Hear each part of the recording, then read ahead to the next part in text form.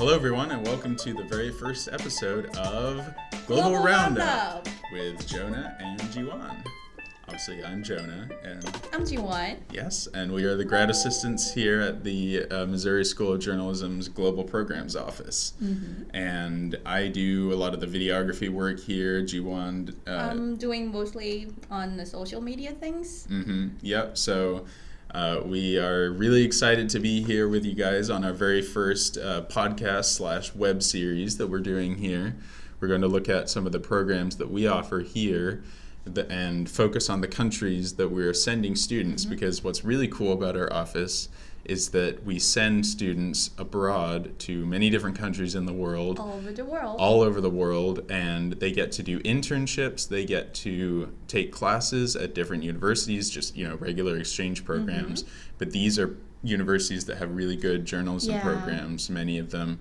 And so you get a chance to do journalism in a different language, or at least in a different country, and intern at many different global companies around the world. Right. So we'd like to share our cultural experiences from our previous participants at the same time, and introducing some culture fun facts. Yeah. And what's cool is that obviously Jiwon is from South Korea. I am. So she already has kind of a global perspective because she's not from this country. I'm mostly from this country. I've lived in the U.S. for a really long time, but I was born in England, and I've done a bit of traveling myself because I studied abroad in Finland during my undergrad. So, Jiwon, what are some of the various countries that you've traveled to, just so we get a sense of? I have been to, obviously I'm from Korea, and I've been to Japan, I've been to And you speak China. Perfect Japanese too. I hopefully. But yeah, I'm trying to speak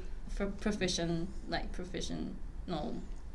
Japanese, but and I've been to China, I've been to Singapore, Vietnam, Malaysia, and some of the European countries, including the UK and France, and obviously I'm here in the US. So you have really an amazing global perspective for us, especially on the Asian side, obviously, because I've never been to Asia personally. Mm-hmm.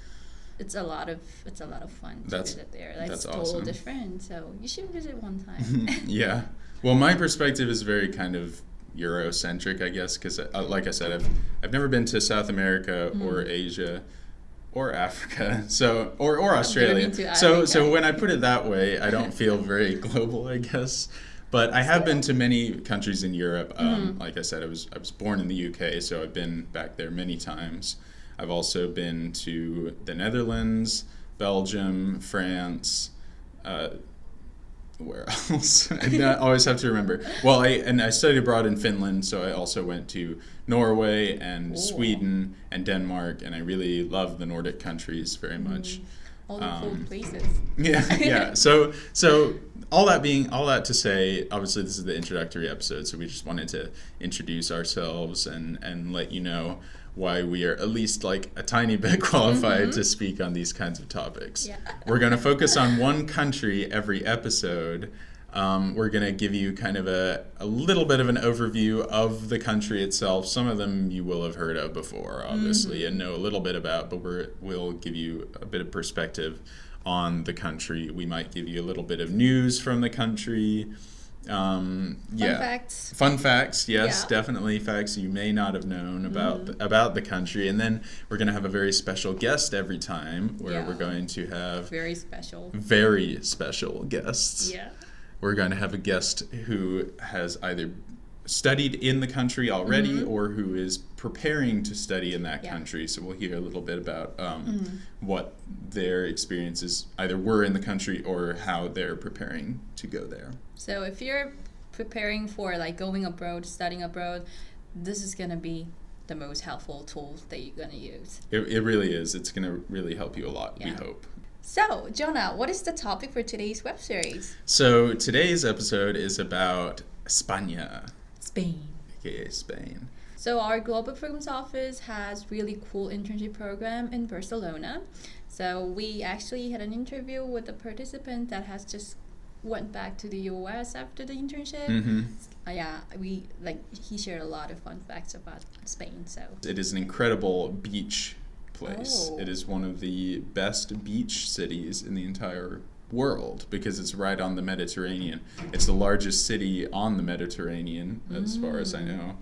And it was voted the best urban beach city. Cool. So it has the best urban beach, so like beach by So you can the get city. a lot of like entertainments that are urban places offer at the same time. Yeah, Barcelona is really beaches. known as kind of just a fun place. In the whole country, Yeah. there's about 48 million people, so that's quite a lot for a country that's only about twice the size of Oregon. That's about the size of it. Twice the size of the state of Oregon, or 5 times the size of Kentucky. Oh wow, it's pretty much the same population with where I'm from. Well, South Korea is an even smaller country, so it's a very, very densely populated. But that's we have at least one thing in common. Do you know So- any Spanish words?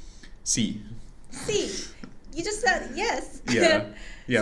So- My mom's actually a Spanish teacher, so Oh, cool. But unfortunately, not a whole lot of it rubbed off on me because I haven't taken Spanish in a couple years. So Can I'm you teach me a rusty. little bit of how I'm introducing myself? Mhm. Sorry, I'm just like Sure. starting off. So I'm sure you've heard the word for hello. It's just hola. Hola. Hola. Exactly. Yeah. Most people know that. So if you want to say my name is Jiwon, you would say me llamo Me Jiwon. llamo Jiwon. Yeah. Me llamo Me Jiwon. llamo Jiwon. Cool. And literally that means I call myself Jiwon. But it means my name is. So me is I. Llamo is call. Yeah, kind of. It's like it's reflexive. So Ooh. you're like I call myself. Interesting. So the llamo means I call, and then the me makes it I call myself. Me llamo I should be a Jiwon. Spanish teacher. No, just I should not. Anyway, but yeah, so me llamo Jiwon. I know another word like gracias.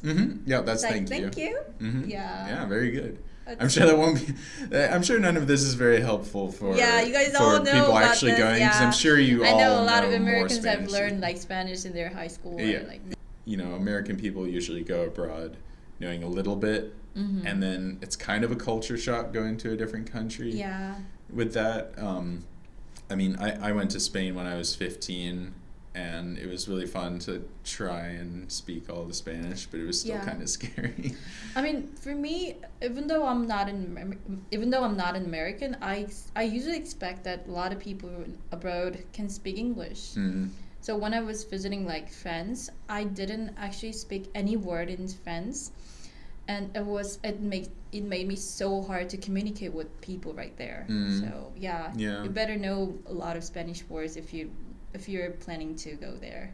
Yeah, because some people will speak English there, but I mean, for one thing, there are some areas of Spain certainly where people really don't speak English. Maybe, like yeah. it's always best not to assume that people will speak your language. And plus, especially if you're going over there, like to study at their country, it really is, a bit more courteous to learn at least some of Yeah. the language, and that could be just enough to get by in like simple, transactions at the store, or just being able to introduce yourself and ask questions of Right. people. So Yeah, it's a good way to get to know more about local culture there. So yeah, and I mean, this also goes for any countries that you're planning on visiting during or after your study abroad experience. Yeah. It really helps just to know at least a couple phrases in the language, if not for your own sake, but also just so you can, in case you need to talk to anyone in the native language. yeah, at least like how to go to the toilet. Or Yeah, like- I'm so hungry. Like, ¿dónde está el baño?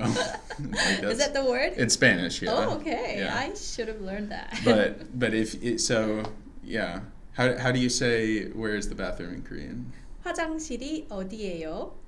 I'm not even gonna attempt that. It's so I hard.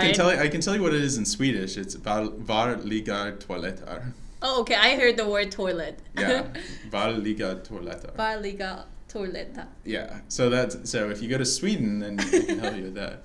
This is like super useful web series We're so helpful.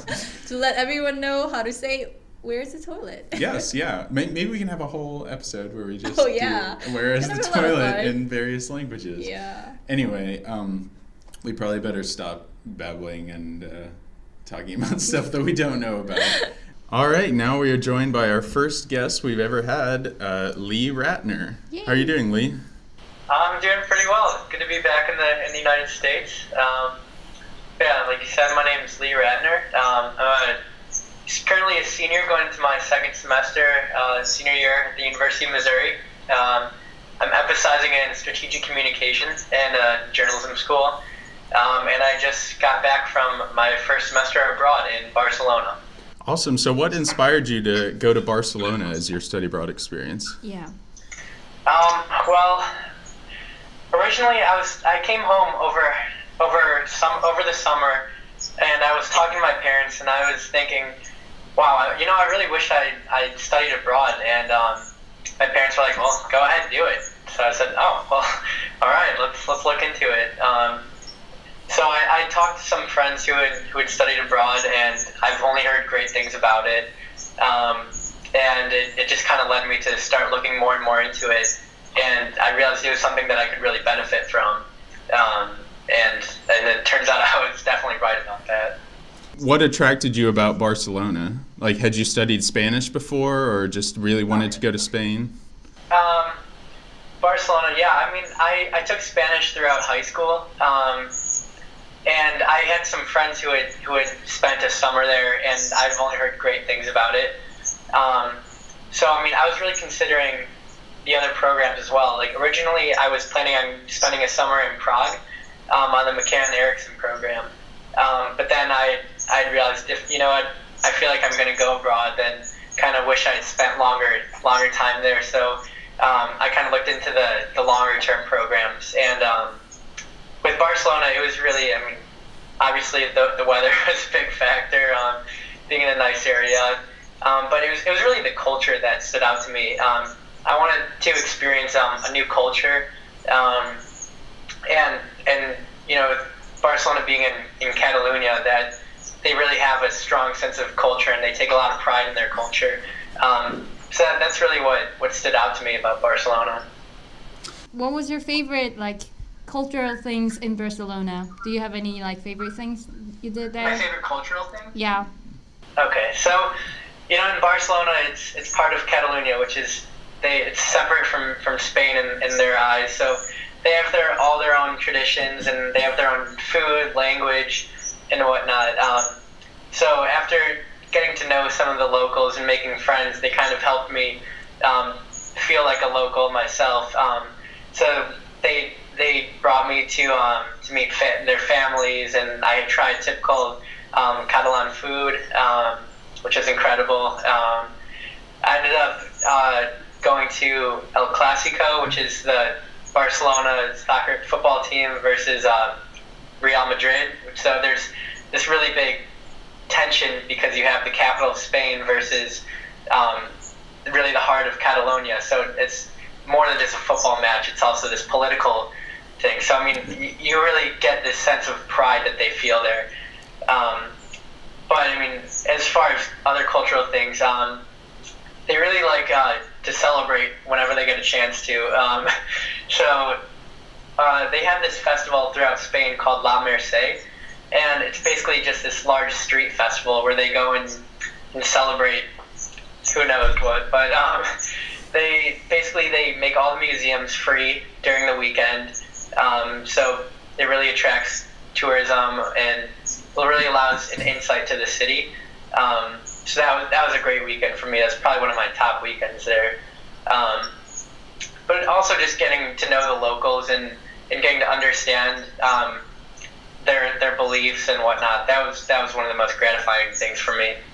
Yeah, so tell us a little more about the Catalonian culture. Like, was the language barrier a factor? Right, so the Catalan language is nothing similar to Spanish.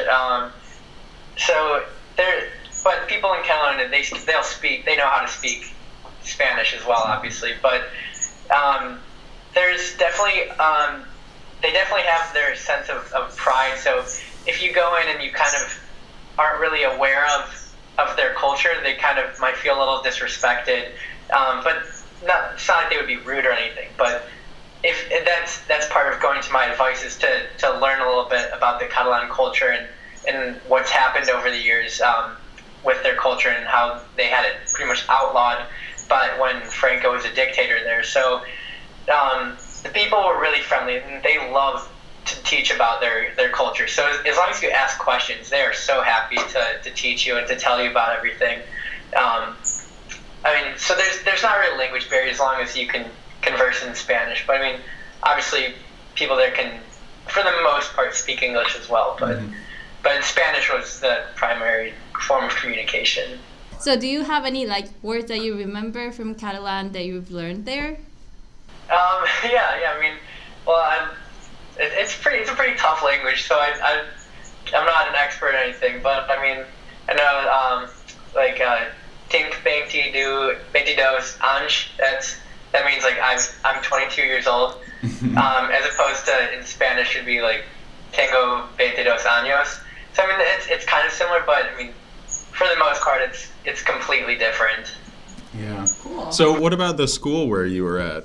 How was the schooling different than here at Mizzou? The school was phenomenal. That was one of my favorite parts. We had a couple different classes. So we had one history of Barcelona in culture class, which was phenomenal. The teacher she's one of my favorite people I've ever met. I mean, she's more than just a teacher. She treated us like we're just friends. She's a typical Catalan person who just was really emphatic on teaching about her culture and whatnot. I mean, that really helped us adjust to the culture there and to really understand what's happened over the years and to really be able to fit in. And in our program director's class, it was phenomenal. She really had us in a different style of classes than what we were used to. It really wasn't just, where you have PowerPoints and you just are writing notes and just trying to memorize things. It was more interactive, where she really wanted the class to be just a conversation about things that are actually happening in the world. So, I mean, that was a really practical class where, like I said, it really opens your eyes to what's going on in the world. And she really forced us to form our own opinions about tons of different issues, which was something that most teachers don't really have you do. They're more trying to just teach you general knowledge, but she really wants us to form opinions and be able to express them. So that was a phenomenal course as well. So what about Spanish culture in general? Did you find Spanish daily life very different than in the U.S.? I know they usually take the siesta and stay up pretty late at night. And yeah, I mean it's definitely different, but I wouldn't say in a bad way. I mean it's different in the sense where the times of day where they eat. So they wake up and breakfast is completely different. All they have is really a croissant and a cup of coffee, and then they're on their way. So I mean, you can't really expect a big breakfast there, but you get used to it. And then they have their what they call lunch around 11 a.m. to noon. Then they have a bigger lunch, which they call comida, around 2 p.m. Then sometimes they take their siestas, and then they'll have what's called merendar, which is just a snack. That'll be another couple hours.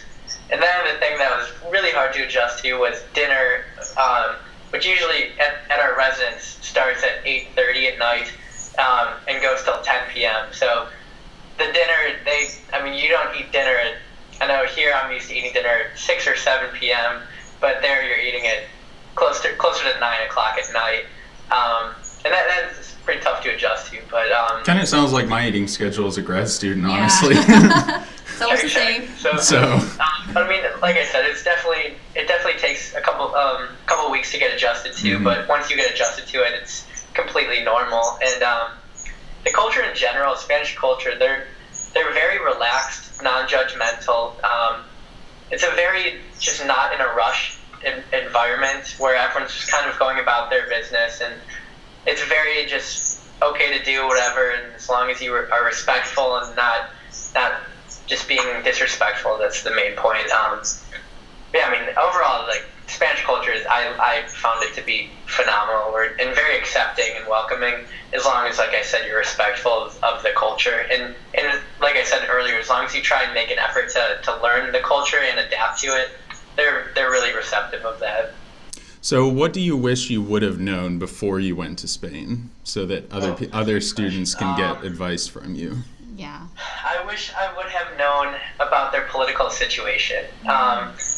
because going there, one of the first things I learned is that they all, for the most part, know more about political system in the United States more than I even know. So it was a little, I wouldn't say embarrassing, but it was kind of a wake-up call where I kind of realized people in the world, they really take notice on what's going on in the world as a whole, rather than what's going on inside their own borders. So one thing that we learned in our program director's class was about the political situation in Spain, and it's pretty interesting. And in being able to form my own political opinion, that was one of the most gratifying things there. So what was the most exciting part, and what was the hardest part of your internship? Okay, well, I'll start with the hardest part. So my first day, well, I'll explain my internship. I was kind of in charge of social media, and I kind of helped this American football team develop their business strategies. So there's this small local American football team, and it's for youth. It's a really great organization, and it was started by these four guys who are just complete American football fans. They love American culture, and they kind of set this up to try and spread American football throughout Spain. So they are in this Spanish American Football League. So basically what I did was I helped them with their social media. I tried to help them get more money because they don't have a lot of it. So I tried to help them get some sponsorships or get donations. But one of the biggest challenges was on the first day I showed up, and I realized quickly how poor my Spanish speaking abilities were, and none of my employers knew English really, and only a few of the kids knew English, so I kind of had to use them to translate for me. But that also helped me to learn Spanish a lot quicker. But I had this misconception that everyone knows English, which is definitely not the case, especially in Spain. But the most exciting part about it was, I really looked forward to going there every day because I just got really close with the people there, with my employers, with the people in the organization. I'm still talking with them, and it was really hard saying goodbye. These people accept you and take you in as family. It was really hard to say goodbye, but it was a really heartwarming experience getting to know these people. Cool. So what would you say was the biggest challenge out of the entire trip? Was it the language barrier? Was it the cultural barrier? What would you say? Or let me ask you this: had you been abroad before at all? I've been to Israel twice, which was pretty different. But again, I would say the common denominator would be language. I think it's the obvious answer here, but I think people don't place enough emphasis on it. And were all your classes in Spanish too? Not really.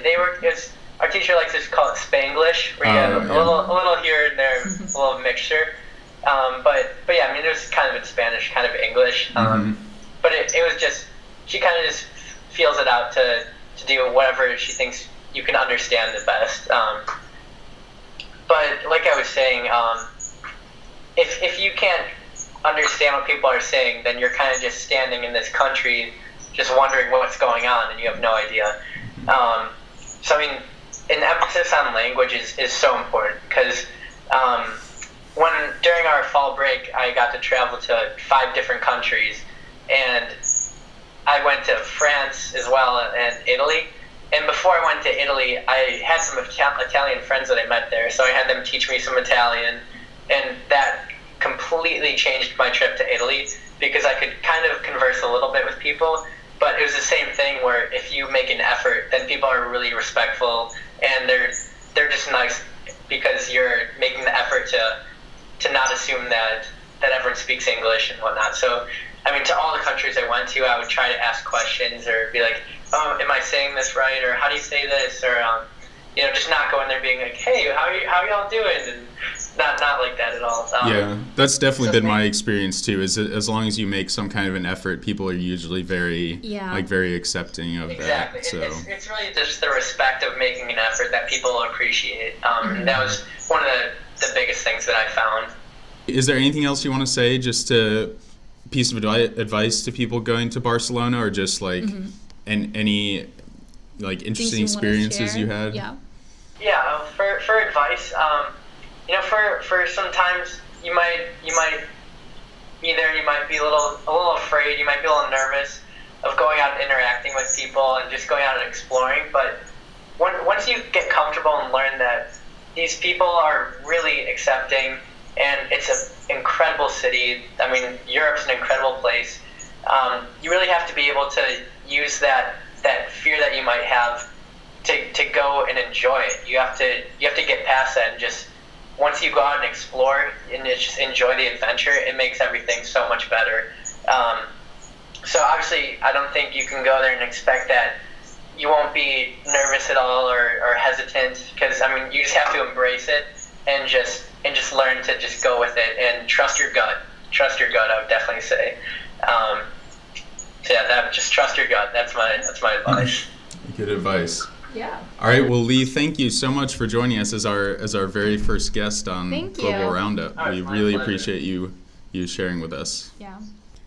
All right, well, thank you so much for joining us on the inaugural episode of Global Roundup with Jiwon and Jonah. Yeah, Or is it thank you Jonah so and much. Jiwon? I can never Jonah and remember. Jiwon, Jiwon and Jiwon. Be sure to subscribe to us on iTunes. We'll put the link in the video description below, so you can hear our lovely voices on iTunes as well, on your favorite device, whatever that may be. Yeah. Um, And if you want to learn more about our programs, you can visit our website here to get to know more about our programs. Yeah, because we really do have a lot of great stuff to Yeah. offer journalism students in the journalism school at Mizzou.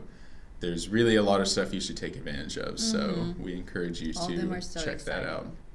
And we're going to end today with a very special song that we mentioned earlier. Not that we're going to sing, don't worry. No. Yeah, we're You not a good do singer. not want to hear that in any way, shape, or form. So please enjoy the Spanish national anthem. I'm Jonah, I'm Jiwon. and thank you for joining us on Global Roundup.